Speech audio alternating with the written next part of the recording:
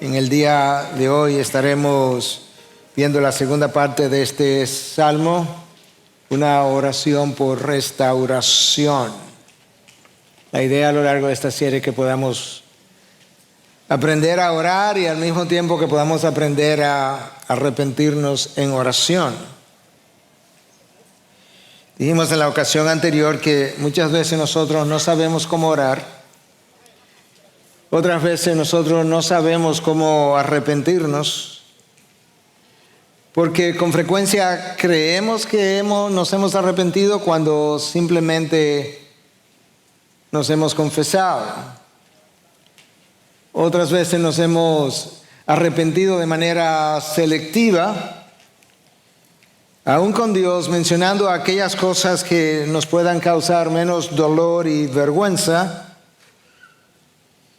Y a veces incluso pensamos que es lo mínimo que tenemos que contar o confesar a otros como para ya estar en paz. Y hacemos eso incluso aún con pequeñas mentiras, de cuando alguien nos encuentra en alguna mentira, por pequeña que sea, de repente como que nos entra un tartamudeo y es que lo que tú... Y ahí tratamos de decir, de salir del paso con lo mínimo que tengamos que decir. O sea, es como la inclinación natural del ser humano. Queremos evitar el dolor y la vergüenza a toda costa, aún muchas veces cuando es entre nosotros y Dios solamente. Pero cuando actuamos de esa manera, no estamos actuando conforme al espíritu de un verdadero arrepentimiento. En el Salmo 51 que estamos viendo, no encuentras nada de esas cosas que yo acabo de mencionar. Es una oración transparente, es una oración honesta, íntegra, de parte de un pecador que sabe que ha no solamente transgredido una ley, pero ha pecado contra el carácter del Dios creador. Como hemos mencionado otras veces, pero no siempre, ¿verdad? Pues todo el mundo ha escuchado la enseñanza en los lenguajes en que la Biblia se escribió, mayormente dos, hebreo y griego. En el hebreo, la palabra para arrepentimiento, hay dos palabras principales. Una tiene que ver con la experiencia de dolor. Te duele el que hayas sido capaz de hacer algo. Y la otra es la experiencia de devolverme en vía contraria, devolverme en U, de manera que ya no sigo transitando por donde venía. En el griego, en el que se escribió el Nuevo Testamento, la palabra principal es metanoia, que implica un cambio de mente. Y tú puedes encontrar esos tres elementos en este Salmo 51. David expresa lo profundo de su dolor. David de diferentes maneras muestra que él se está dirigiendo ahora en vía contraria. Y David ha experimentado un cambio de mente que está claramente expresado en palabras, tanto en este Salmo 51 como en el 32, que fue escrito en la misma ocasión, o a raíz de la misma ocasión. David había cometido adulterio con Betsabé y le había quitado la vida a su esposo Urías. Él era culpable de dos delitos que llevaban a la pena de muerte, de acuerdo a la ley de Moisés, de manera que si él hubiese sido llevado a juicio, David merecía morir 2 veces si eso fuera posible. A pesar de la gravedad de su pecado, dijimos la vez anterior, David permaneció por casi 1 año en una indolencia espiritual, para usar las palabras de Juan Calvino, quien agregaba que es casi como impensable imaginar que alguien que había alcanzado la estatura de David pudo haber caído tan bajo como él lo hizo.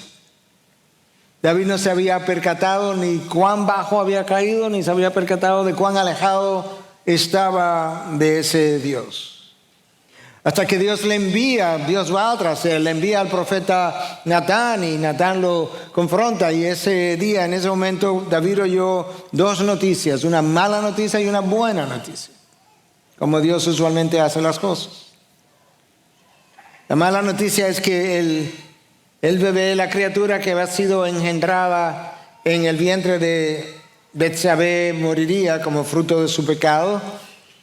Y la buena noticia es que su pecado había sido perdonado. El dolor que David expresa en el Salmo 51 es un dolor que llevó de manera personal, un dolor interno durante todo el tiempo que él permaneció en silencio y del cual él habla otra vez, y lo vimos la semana anterior o la vez anterior en los versículos 3 y 4 del versículo 32. David había descubierto, después de la visita de Natán, que la falta de arrepentimiento nos esclaviza, nos deprime, nos debilita, nos hace sentir cargados o pesados y nos enferma. Ese dolor que aparece aquí en palabras fue la primera aflicción que David experimentó, ¿verdad? Cuando finalmente se encuentra cara a cara con su pecado, pero a lo largo del tiempo David vivió otras aflicciones anunciadas incluso por el profeta Natán con palabras distintas, pero David debió haber experimentado extremo dolor al saber que su hijo Amnón había violado a su hija, su hermana, la hermana de Amnón, Tamar. Más dolor cuando Absalón, su hijo, mató a su hermano Amnón por la violación cometida. Más dolor al enterarse que Absalón, su hijo, había tenido intimidad con sus concubinas a la luz del sol, a los ojos delante de todo Israel en la terraza de su propia casa. Más dolor cuando se enteró que Absalón estaba detrás de él persiguiéndolo para quitarle la vida y quedarse con el trono. Más dolor cuando se enteró que los soldados de David habían quitado la vida a Absalón tratando de proteger al rey. Y cuando él escuchó esta noticia, estas fueron sus palabras: hijo mío, Absalón, hijo mío, Absalón. ¿Quién me diera haber muerto yo en tu lugar? Absalón, hijo mío, hijo mío. David había quedado devastado, físicamente, emocionalmente, espiritualmente. Y esa es la razón por la que al leer el Salmo 51 nos damos cuenta que la primera parte es una oración de arrepentimiento y la segunda parte es una oración de restauración, puesta las dos en una sola pieza. David comienza apelando a la misericordia de Dios, comienza pidiéndole a Dios o diciéndole a Dios: ten piedad de mí conforme a tu misericordia, y continúa pidiéndole a Dios que lo limpie de su pecado, y habla de su maldad, y habla de sus transgresiones. David usa las tres expresiones para darnos a entender: yo sé lo que he hecho, contra ti solamente yo he pecado, nadie más, yo soy culpable, yo lo reconozco. Y él comienza a pedir por limpieza.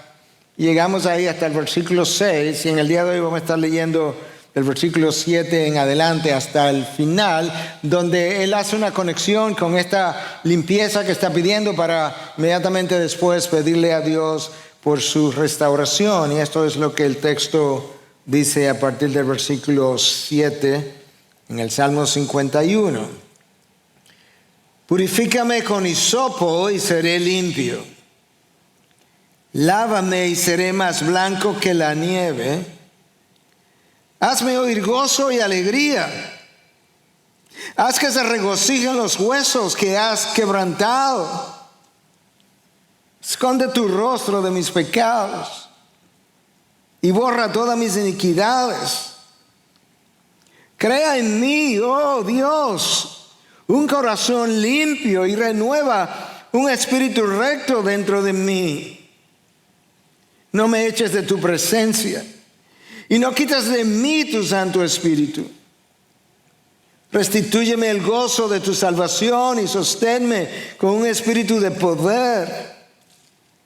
Entonces enseñaré a los transgresores tus caminos, y los pecadores se convertirán a ti. Líbrame de delitos de sangre, oh Dios, Dios de mi salvación.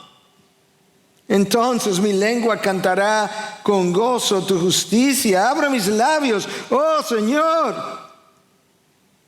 para que mi boca anuncie tu alabanza. Porque tú no te deleitas en sacrificios, de lo contrario yo los ofrecería. ¿No te agrada el holocausto?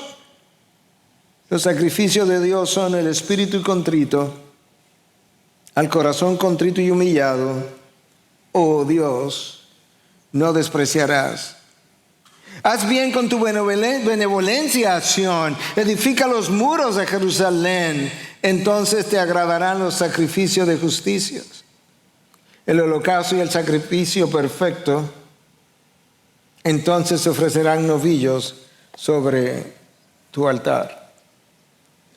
Lo que nosotros acabamos de escuchar está escrito en un lenguaje poético y por tanto los poetas, por así decirlo, se toman licencias literarias y no componen exactamente en un orden que podamos seguir 1, 2, 3, 4. Y por esa razón vamos a estar abordando los versículos, lo vamos a agrupar temáticamente de acuerdo a lo que tenemos delante de nosotros. Los versículos 7, 9 y 14, David pide por limpieza espiritual de su vida. 7, 9 y 14. En los versículos 8, 10, 11, 12 y 15, David pide por una restauración espiritual. En el versículo 13, David hace una promesa de enseñar a los transgresores, a los pecadores, a caminar conforme a los preceptos de Dios. Él ha aprendido algo, él tiene una experiencia, él conoce cosas ahora del corazón humano que no conocía antes y él dice, entonces voy a enseñar a los transgresores sus preceptos. Y finalmente en los versículos 18 y 19 David pide por una restauración de la nación. De manera que vamos a ver primero cómo pedir por limpieza espiritual, examinando las palabras de David. Comenzamos en el versículo 7, conectándolo con la vez anterior, donde David le pide a ese Dios que continúe su limpieza de pecado. David se había sentido, después de la confrontación de Natán, se había sentido sucio, avergonzado, cargado, entristecido, arruinado. Se había sentido indigno y hasta cierto punto quizás con cierto sentido de autodesprecio. Y no fue para menos. Había cometido adulterio, había matado al esposo. David, sin embargo, no perdió la esperanza de que en Dios él podía encontrar perdón y podía encontrar paz. Y podía encontrar redención y restauración de su relación con Él. De manera que en el Salmo tú puedes encontrar ambas cosas. El dolor, la necesidad de limpieza, pero al mismo tiempo la esperanza de que Dios va a hacer, puede y va a hacer algo nuevo con Él. David sabía que nadie podía ayudarlo para lo que tenía que ocurrir en Él. Nadie que no fuera Dios podía hacer algo por Él. David al mismo tiempo conocía que él dependía exclusivamente de la misericordia de Dios para sentirse nuevamente en paz con ese Dios. Y es por eso que él comienza diciendo, límpiame con hisopo. El hisopo era un árbol que crecía como entre las rocas. Las ramas de ese árbol eran usadas por los sacerdotes en el Antiguo Testamento, en el templo, para proclamar o declarar a alguien como limpio, como era el caso de los leprosos, alguien que había sanado de lepra después de haber sido inspeccionado. Habían un par de avecillas que el leproso ya sanado traía, una de ellas era matada, sacrificada, y entonces con ese hisopo se mojaba en la sangre de esa avecilla y el leproso sanado era entonces rociado 7 veces, con lo cual el sacerdote lo declaraba como limpio. Y luego él iba y se lavaba con agua y quedaba ahora completamente limpio. David dice, límpiame con hisopo. David sabe que el sacerdote no es quien lo limpiaba, el sacerdote estaba declarándolo limpio, pero la limpieza ya había ocurrido en el caso del leproso. De esa misma manera, David sabe, solamente tú puedes limpiarme de mi pecado. Quizás David tiene esa imagen en su mente. David quizás vio en alguna ocasión a algún sacerdote hacer esto o hacerlo con alguien que había tocado un cadáver, había sido declarado inmundo y luego había que volverlo a declarar purificado y era el mismo procedimiento. David quizás tenía esa imagen en su mente cuando ora de esta forma. Cuando David dice lávame, él está usando una imagen metafóricamente hablando, pero quizás él está pensando, yo estoy sucio, el pecado me ha ensuciado, yo me he ensuciado con mi propio pecado, de manera que lo que yo necesito es que me laven. La palabra del profeta Isaías también pueden ser recordadas aquí cuando Dios dice a través de Isaías en 1:18, aunque tu pecado sea rojo como el carmesí, yo te haré limpio o blanco como la nieve. Y David continúa hablando de una manera que nos da a nosotros entender que lo que necesita ocurrir en él es un cambio radical. Y esa es la razón por la que él usa en el versículo 9 y dice, esconde tu rostro de mis pecados y borra todas mis iniquidades.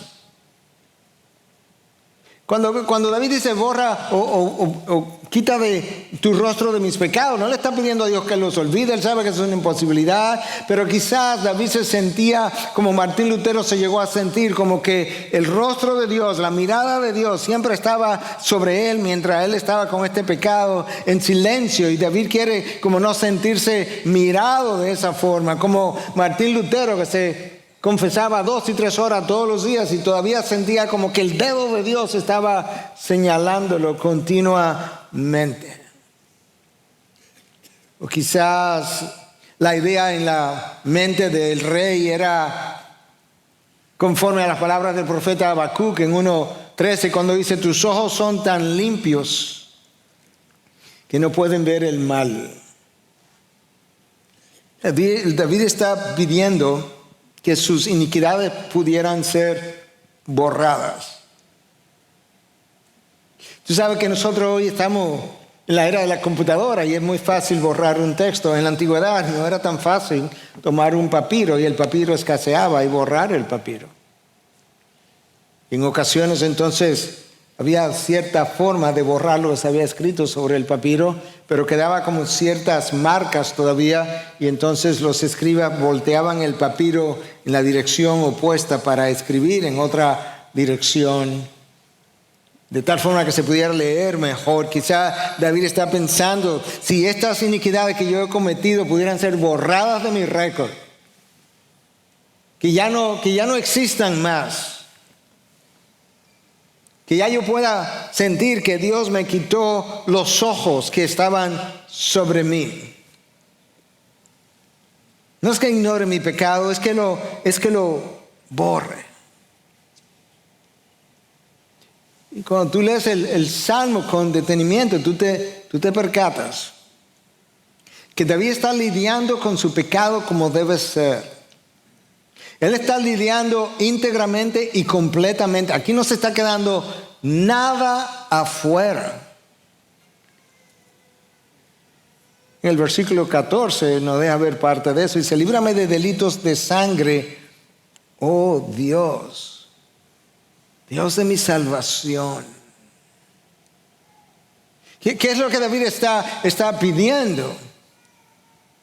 Bueno, algunos piensan que quizás él estaba pensando en el homicidio de Urías y que está diciendo, perdóname por eso que yo hice, pero otros como Calvino piensan que más bien David estaba pensando, lo que yo merezco es la muerte. De hecho, 2 veces merezco la muerte. Líbrame de que algo así me pueda ocurrir. Líbrame de delitos de muerte, de la pena que me cabe por ese delito que yo he cometido. Pero independientemente de cuál sea la interpretación, lo que sí está claro es que David tiene en su mente todo lo que él ha hecho, su transgresión, su maldad, su pecado, sabe contra quién lo ha hecho, no quiere dejar nada sin confesar, no quiere dejar nada sin que él se haya arrepentido de eso, y por tanto él está siendo cuidadoso en la manera como él pide por esta limpieza. Él sabe que ese es el comienzo de su restauración. No puede haber restauración sin confesión, sin perdón. Y eso, el versículo 7 y parte del 8, simplemente reflejan una continuación de lo que él había comenzado a hacer en los primeros versículos. En segundo lugar, yo quiero que veamos ahora cómo pedir por restauración espiritual. Yo creo que todos nosotros, si somos honestos y revisamos nuestras vidas, podemos confesar que en algún momento, habiendo incurrido en pecado, diferentes tipos, una de las primeras cosas que se fue, quizás la primera, fue el gozo que yo había disfrutado en el Señor. Ahora, con frecuencia el pecador no se percata de que ese gozo ya no está, porque el pecado con frecuencia es placentero, diferentes tipos de pecados, y por tanto en el placer de la carne que momentáneamente se siente, el pecador se confunde y llega a pensar que las cosas no están tan mal, pero cuando ese gozo o esa alegría que la carne produce, que el disfruto de la carne produce se va, de repente él se encuentra un tanto seco, árido, apático, poco reactivo a las cosas de Dios. Y de repente quizás él descubre, o ella descubre, el gozo del Señor no está en mí. David está pidiendo ahora, David sabe que si algo va a ocurrir, si algo va a cambiar, va a requerir una acción directa de parte de Dios.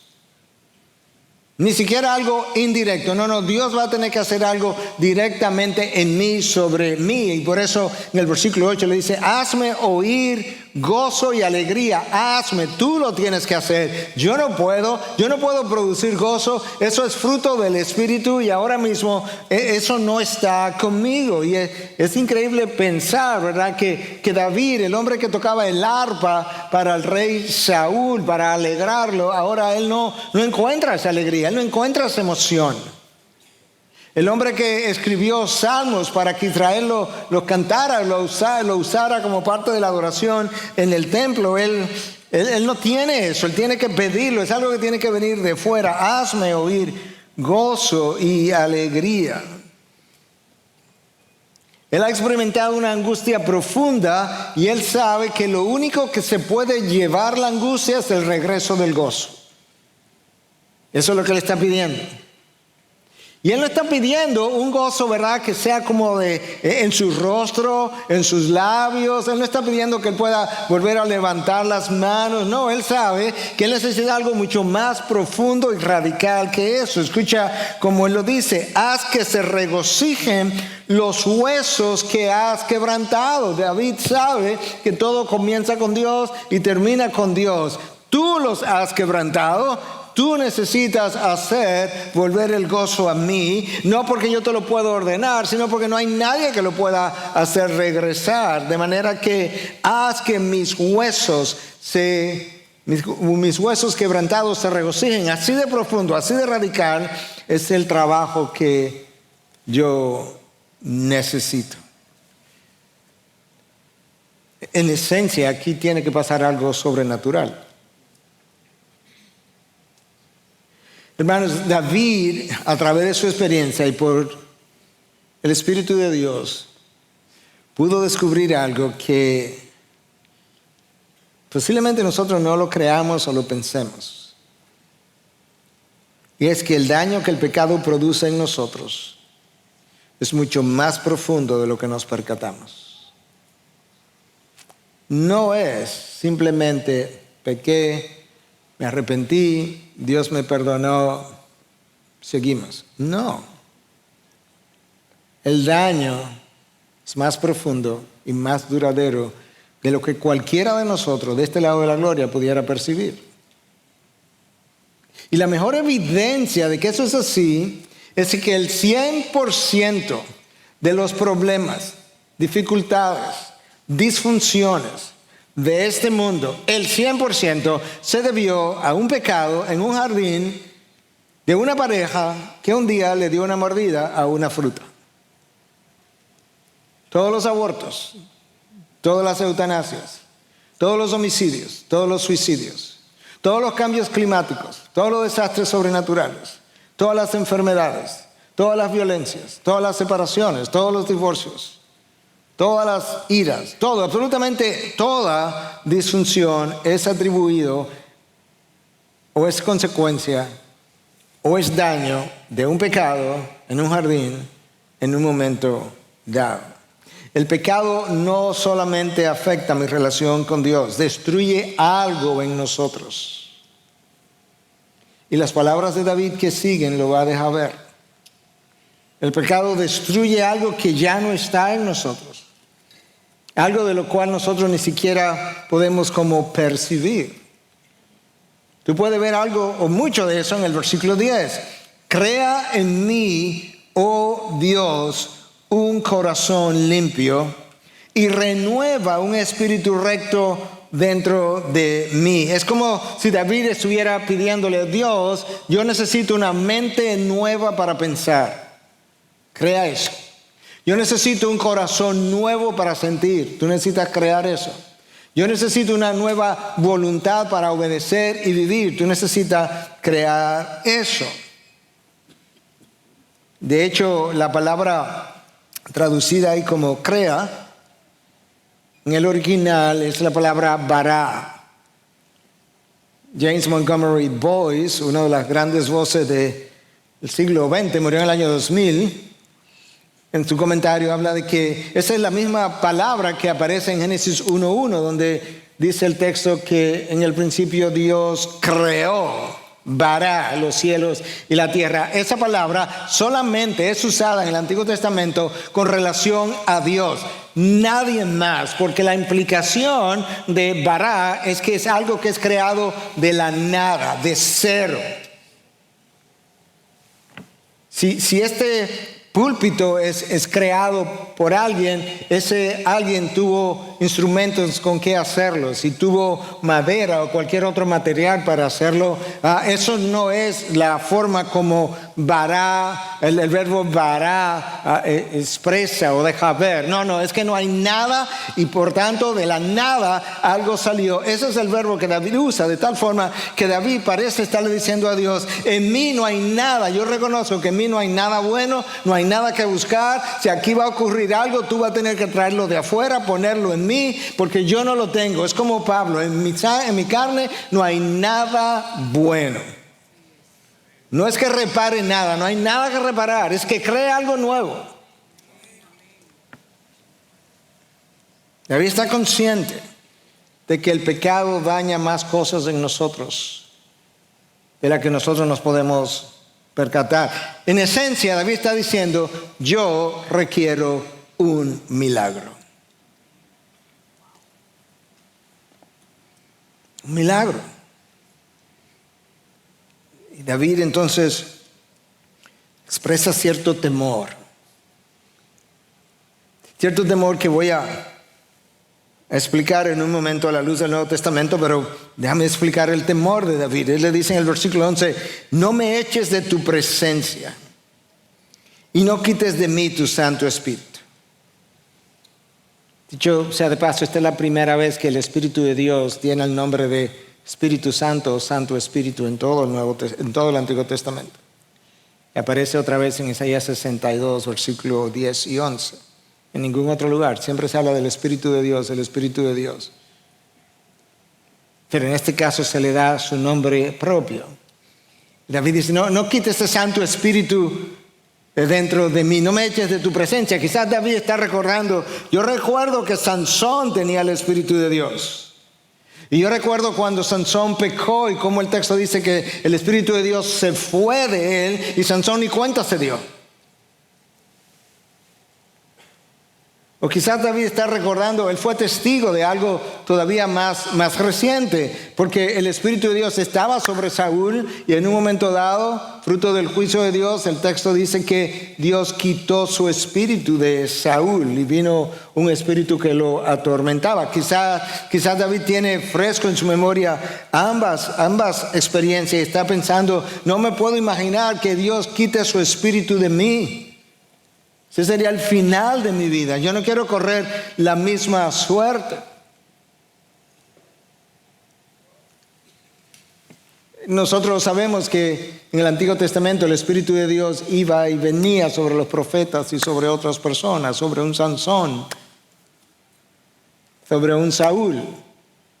A la luz del Nuevo Testamento y después de Pentecostés, nosotros pensamos, junto con una gran cantidad de otros estudiosos, que el Espíritu de Dios vino de manera permanente, de tal forma que a la luz del Nuevo Testamento, probablemente no creemos que sea apropiado pedirle a Dios que no quite su Santo Espíritu de nosotros, porque si verdaderamente está, no es algo que nosotros creemos que pudiera pasar a la luz del Nuevo Testamento. Pero, este es un pero grande.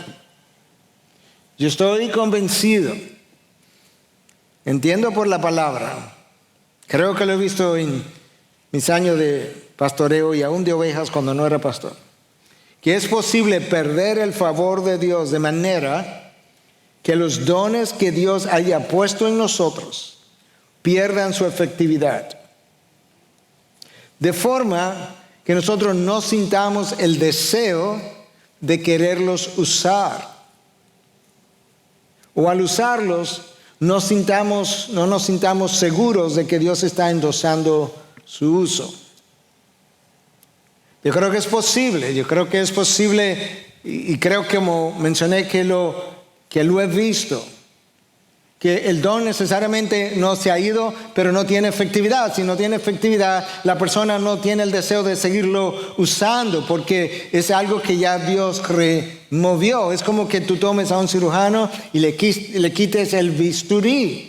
Él sigue, imagínate un extraordinario cirujano, él sigue teniendo su habilidad, pero él no tiene cómo hacerlo. Pero llega un momento en que si le devuelves el bisturí, ya él ni siquiera quiere volver a utilizarlo, porque él sabe la razón por la que el bisturí le fue removido y ahora ni siquiera tiene el deseo de usarlo. De manera que a la luz del Nuevo Testamento, nuestros pastores en conversación que hemos tenido múltiples veces me han oído decir que yo trato de anticipar múltiples cosas en mi mente precisamente porque creo que me sirven en mi caminar y he tratado de reproducir eso, que yo tenga que pastorear sin que yo pueda sentir el endoso de Dios. Yo no me imagino esa experiencia, debe ser lo más seco, lo más drenante, lo más cargante que yo pudiera imaginar.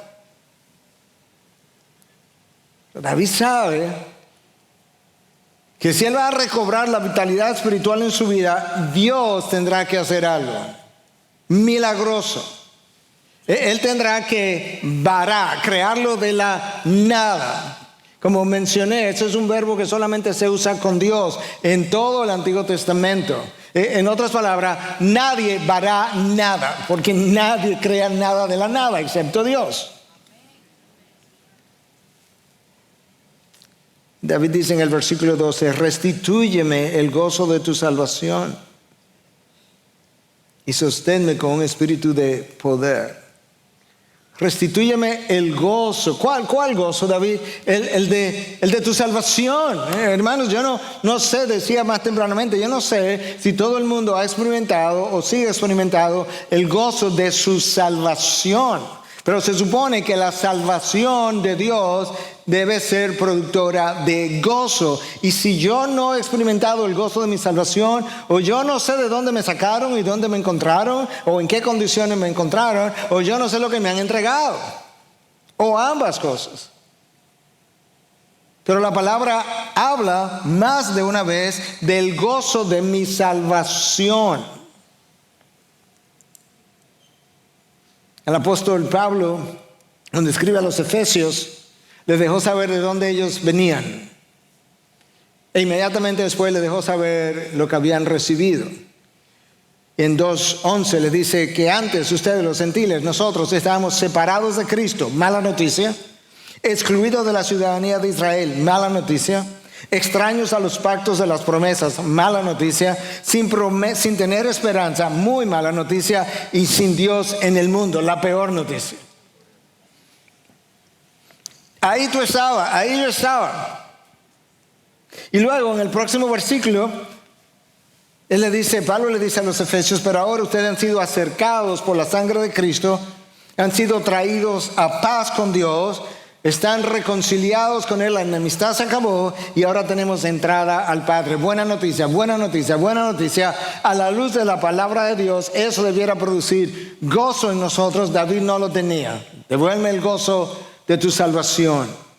David no se sentía cerca, no estaba en paz con Dios, no se sentía limpio, no podía sentir gozo, se sentía débil en todo el sentido de la palabra. Y por eso le dice, sosténme con un espíritu de poder. Como yo estoy, yo no puedo reinar, yo no puedo liderar, yo no puedo cantar. De hecho, no hay nada que yo pueda seguir haciendo. Así de débil yo estoy. Yo necesito que tú me sostengas. Y si eso no ocurre, yo no podré hacer absolutamente nada más de aquí en adelante. Mira cómo David lo expresa en el versículo 14. Entonces, no antes. No pase por alto los entonces. Las palabras conectoras. Entonces, mi lengua cantará con gozo tu justicia. Yo no puedo cantar hasta que tú no hagas todo esto que te estoy pidiendo. Abre mis labios, oh Señor. Esa palabra de 2 letras, oh, no la pase por alto tampoco. Los historiadores de la iglesia hablan de que tú sabes que hay un avivamiento entre las personas porque la palabra oh comienza a aparecer en sus oraciones. Abre mis labios, oh Señor, para que mi boca anuncie tu alabanza. Se me fue el canto, se me fue el gozo, se me fueron las palabras. Y hasta que tú no me hayas limpiado, restaurado, devuelto el gozo, yo no puedo ni abrir mi boca. Abre mis labios, oh Señor. Yo no sé si nos hemos percatado, pero el pecado nos enmudece. Cierra nuestros labios para orar. No queremos, no nos atrevemos. Para adorar, no cantamos. Para confesar, para buscar ayuda. Porque una vez más, hermanos, el pecado nos afecta más profundamente de lo que nos percatamos y daña más cosas en nuestro interior y exterior de la que frecuentemente podemos identificar.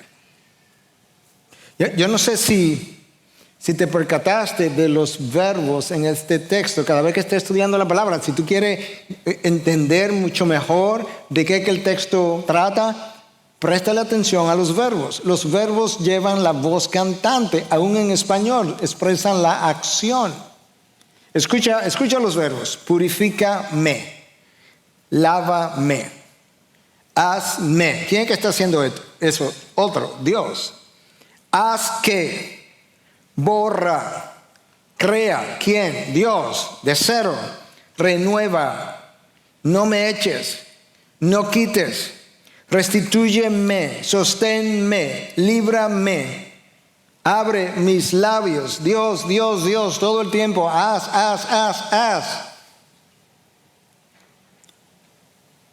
Esa es la oración de David para restitución. David entiende, si Dios hace eso, yo tengo, cuando me devuelva en U, yo tengo otra responsabilidad. Yo tengo no solamente otra responsabilidad, yo tengo un privilegio cuando me devuelva a Enú. ¿No recuerda como Cristo le dice a Pedro: Pedro, me vas a negar 3 veces antes de que el gallo cante, me negará 3 veces, pero yo he orado por ti para que cuando te devuelvas Enú, ¿qué vas a hacer, Pedro? Tienes que hacer algo cuando te devuelvas. Cuando hayas aprendido, tienes que hacer algo. Fortalece a tus hermanos. Esto es la idea aquí detrás. Y entonces, en tercer lugar, yo creo que veamos cómo David promete enseñar a otros a caminar espiritualmente. Ya vimos cómo David pide por limpieza espiritual. Vimos cómo David pidió por restauración espiritual. Ahora David promete enseñar a caminar espiritualmente a los transgresores. Entonces, versículo 3, enseñaré a los transgresores tus caminos. Cada uno de nosotros debiera aprender, entender, quizás a partir de este salmo, que ya lo sabíamos y no lo teníamos tan a flor de piel, pero cada uno de nosotros debiera entender que cuando nosotros aprendemos algo, ya sea de este libro o en nuestras vidas, o porque tropezamos, o porque nos caímos, y Dios nos levantó y nos sanó y nos restauró, que es nuestro privilegio ahora y nuestra responsabilidad enseñar a otros acerca de las cosas que nosotros hemos aprendido, para que otros puedan aprender de nuestros errores y tropiezos y caídas. De la misma manera que estamos aprendiendo de la caída de David. De la misma manera que el Nuevo Testamento dice en un par de ocasiones distintas que todo lo que se escribió se dejó ahí para que nosotros aprendiéramos. 3000 años después estamos aprendiendo de cómo orar y cómo arrepentirnos con David, que otros puedan aprender el carácter bondadoso de Dios y de cómo un hombre puede llegar a conocer ese carácter bondadoso. Lo vimos la semana pasada. Ten piedad, oh Señor, de acuerdo a tu gran misericordia. David nos está dejando ver a nosotros cómo llegó a encontrar perdón, restauración en el corazón bondadoso de ese Dios. Él expresa esa esperanza. Nota que David no dice, entonces quizás yo pueda llegar a enseñar a los transgresores. No, entonces enseñaré. Él tiene la confianza de que el Dios que le hirió en sus huesos por usar sus palabras es el Dios que le puede restaurar. David ha aprendido cómo funciona la tentación adentro de él y afuera de él. David ha aprendido y puede enseñar cómo el pecado destruye nuestra relación con Dios o la daña, la relación con otros, y cómo daña cosas en mí más profundamente de lo que me había percatado. David ha aprendido y está enseñando en este salmo cómo restaurar nuestra relación con Dios. No esperemos que Dios restaure nuestra relación con Él si no estamos dispuestos a enseñar lo que Él nos enseña en la restauración. David no tenía vergüenza a la hora de escribir esto, que por los próximos 3000 años y los que faltan para que Cristo venga, que se siga hablando de su vida y de lo que hizo, si eso iba a contribuir a glorificar a su Dios. David ha aprendido otras cosas. Es dudoso que durante esos 9 meses, casi un año que David estuvo en silencio, es dudoso que él no haya estado en el templo ofreciendo sacrificio para su propio pecado. Yo creo que todo el mundo debe dudar eso. Pero él sabía que seguía cargado. Seguía seco. Y yo creo que de ahí es que vienen estas palabras. Que él va a enseñar también. Porque tú no te deleitas en sacrificio. De lo contrario, yo lo ofrecería. Si hubiera otro sacrificio que ofrecer para que este peso se quite de mí, yo te lo ofrecería, pero tú no te deleitas en eso. Tú no te agrada del holocausto. ¿Cómo lo aprendiste, David? Yo creo que él fue y lo ofreció y siguió igual. Entonces, ¿qué es lo que has aprendido? Versículo 17. Los sacrificios de Dios son el espíritu contrito, al corazón contrito y humillado. ¡Oh! Dios, no despreciarás. No creo que cuando David hizo lo que hizo, ni tenía un corazón contrito, ni un corazón humilde. Él aprendió que ninguno de esos sacrificios tiene ningún efecto sobre Dios, ni nuestra participación en cualquiera de las actividades de la iglesia, a menos que mi corazón esté bien con Él. Dejó ver que él se sintió igual. Pero él aprendió, y aquí está este salmo para dar testimonio, que si tienes un corazón contrito y humillado, como revelan estas palabras, que Dios te va a recibir, que Dios va a escucharte, que Dios va a limpiarte, que Dios va a restaurarte. De hecho, Dios ha revelado eso en más de una ocasión de forma diferente. En Isaías 57:15 dice que Él habita con aquel que es contrito y humilde de espíritu. En Isaías 66:2 Dios dice que Él mira al que es humilde y contrito de espíritu y que tiembla ante mi palabra. Tú no encuentras aquí en este Salmo 51 ni palabras defensivas, ni justificaciones, ni palabra, ni ese autoservicio que David ejerció cuando se sirvió de la debilidad de Urías, de la debilidad de Betsabé, cuando él hizo autoservicio de la vulnerabilidad de otros. Él sabe que eso está muy lejos de lo que Dios busca. Y él dice en el versículo 13, yo voy a enseñarle a otros tus caminos. Todo esto que tú me has enseñado, todo esto que yo he aprendido, esto acerca del espíritu contrito y humillado y de los sacrificios, de cuáles son los sacrificios que a ti te agradan, yo voy a enseñar eso. Y finalmente, en cuarto y último lugar, David hace una oración por la restauración de la nación. Quizá te sorprenda, pero no debiera. Escucha como los versículos 18 y 19, como siguen y terminan. Haz bien con tu benevolencia a Sión, es Israel. Edifica los muros de Jerusalén. Entonces te agradarán los sacrificios de justicia. Entonces, hasta que todo esto no ocurra, ni los sacrificios te van a agradar. El holocausto y el sacrificio perfecto. Entonces, otra vez, se ofrecerán novillos sobre tu altar. David sabe que su pecado afectó a la nación. La nación que estaba en su punto cumbre. David reunió a las 12 tribus de Israel que habían estado divididas. La juntó en Jerusalén. Jerusalén llegó a ser la capital en vez de tener dos lugares distintos. Y luego el reino emprendió un tiempo de debilidad que sigue con Salomón. Y el reino se divide a la muerte de Salomón. Y él está orando que Dios restaure a la nación. ¿Sabe por qué, hermano? Porque el pecado de uno nos afecta a todos. En la época de la conquista, cuando Josué fue a conquistar a Jericó, hubo una derrota. Dios le había prometido a Josué, nadie te va a derrotar. Mantente en mi palabra, no te desvíes ni para la derecha ni para la izquierda. Josué estaba siendo fiel, obediente, no se había desviado. ¡Bum! Y hubo una derrota. ¿Qué pasó? Josué va donde Dios y comienza a llorar y a preguntarle a Dios. Y Dios le dice, levántate. Deja de llorar. Tú sabes lo que ha pasado. Acán se había robado, lo cual había sido prohibido, un lingote de oro y un manto babilónico que Dios había prohibido que se tomara de los enemigos. Pero eso no es lo que llama la atención. Es como Dios le dice a Josué, ¿tú sabes por qué te derrotaron?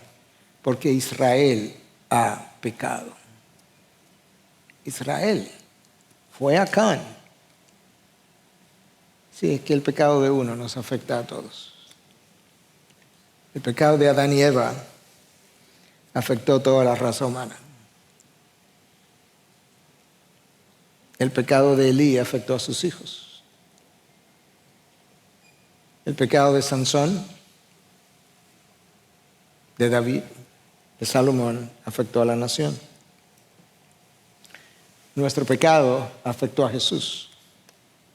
Mira la cruz. Sin tu pecado ni el mío, Jesús no hubiese sido afectado. El pecado de los presidentes de las naciones afecta el futuro de la nación. El pecado de los padres afecta a sus hijos. Yo no dije que los heredan, que los afecta. El pecado de los pastores afecta a las ovejas. Nunca ha sido de otra manera. Quiera Dios, en su bondad, que la tiene, que lo caracteriza, restaurar las vidas nuestras cuando sea necesario, o los matrimonios, o áreas que cada uno de nosotros tiene que requiere restauración, o relaciones, o emociones, o formas de pensar. Quizás tiene un matrimonio y tiene que decirle: Dios, yo necesito que tú vará esta relación, que la haga de cero, de la nada, que traiga algo de afuera y lo introduzca adentro, y que esta relación pueda volver a ser.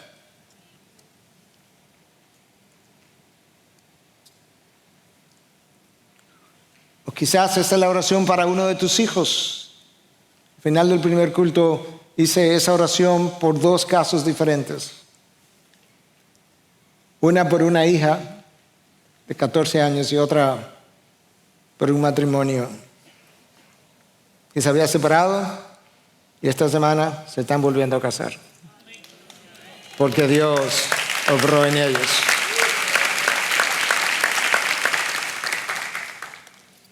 Lo que Dios requiere de ti y de mí para obrar es un espíritu contrito y humillado. El resto Él lo tiene, que es compasión. Dios tiene longanimidad, long suffering. Dios sufre por los suyos por un largo tiempo. Sufre tu pecado, espera, tiene larga paciencia.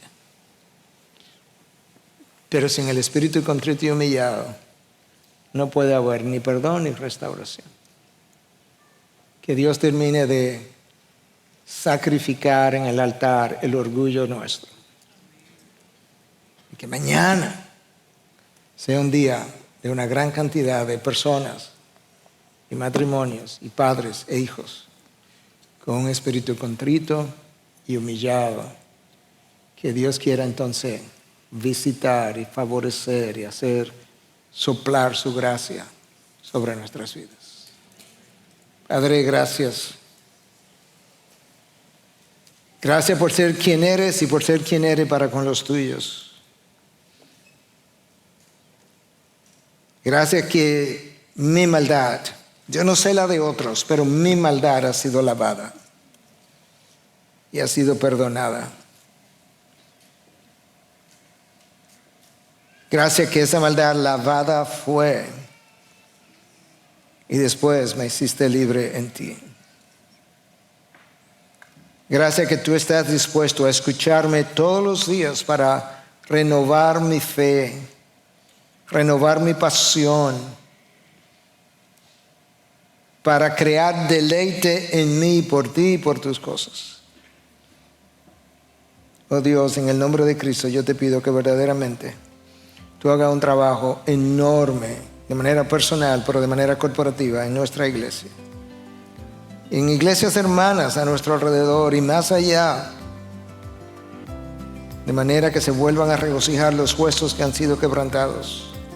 Que el gozo pueda volver a donde haya partido.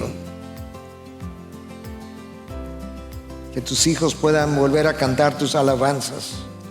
Que sus labios sean abiertos. Que vuelva vida donde estaba reinando la muerte. Para la gloria de nuestro Dios Trino, en quien hemos orado. Su Espíritu dice, o su pueblo dice, perdón. Amén.